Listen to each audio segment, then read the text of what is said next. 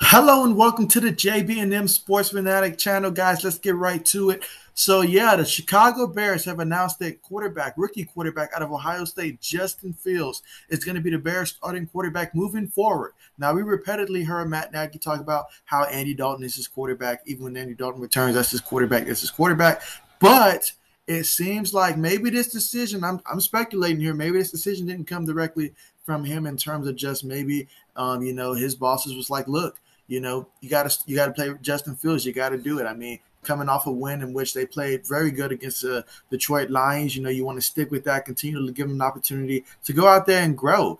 And so, I'm definitely excited for Justin Fields and what this means for him throughout the rest of the season. This will be valuable experience, So, hey, it's a good time right now to be a Chicago Bear. You're excited about this, and this is on the brink of knowing that you're going to be without David Montgomery for some weeks here. But this helps right here, knowing that Justin Fields is going to be the quarterback moving forward. Now, of course, Bears' offensive line is a little suspect right now, so you do have concerns about that.